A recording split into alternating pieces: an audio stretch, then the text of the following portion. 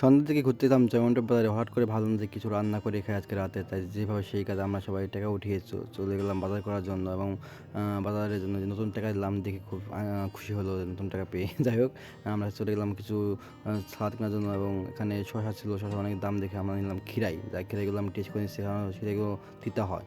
যাই হোক, গেলাম গরুর মাংস কিনতে, কিন্তু গরুর মাংস নাই ওই বাজারে। তো আমরা এখানে কক মুরগি যেটাকে বলে, আমরা প্রায় 8 কেজি কিনলাম। কেনার পরে মাংস বানানোর পরে আমাদের 5 কেজির মতন মাংস টিকেছে। যাই হোক, আমরা এখন মাংসগুলো একটু ছোটো করে নিচ্ছি, কারণ অনেক বড় বড় পিস করা হয়ে গেছিলো। তাই আমরা এই ডালগুলো ভিজিয়ে রাখলাম এবং পিস করে নিয়েছিলাম এবং জালগুলো আমরা জ্বালিয়ে দিলাম। অতি দ্রুত আমাদের রান্নার কাজ শুরু হয়ে যাবে এবং এই যে মাংসগুলো পাত্রে দিয়ে দিলাম এবং মাংসগুলো ভালো করে নাড়তাছি যাতে ভালো করে কষানো যায়। এবং এই যে আমি দেখতে পাচ্ছিলাম এগুলো মেন বাবুর্চি, আশেপাশে দেখতে সব আমার সহকারী, আমার হেল্পার। যাই হোক, আমার রান্না অনেক মজা হয়, সবাই যাই হোক অনেক প্রশংসা করে। এখানে চাল দিয়ে এবং এই যে ভালো করে নাড়তেছি এবং এই খিচুড়ি প্রায় হয়ে গেছে। একটু পরে আমরা খাওয়া শুরু করে দেবো।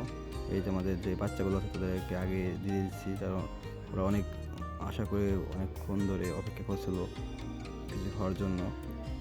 এবং আমার ভাতিজা সবাইকে সার্ভ করে দিচ্ছিলো এবং আমরাও বসে পড়ছি, যে আমি বল নিয়ে বসে গেছি, কারণ আমি অনেক পরিমাণ খাই। তো আমি আর বন্ধু ফেরদাউস দুজনে একসাথে নিয়েছি এক বলে।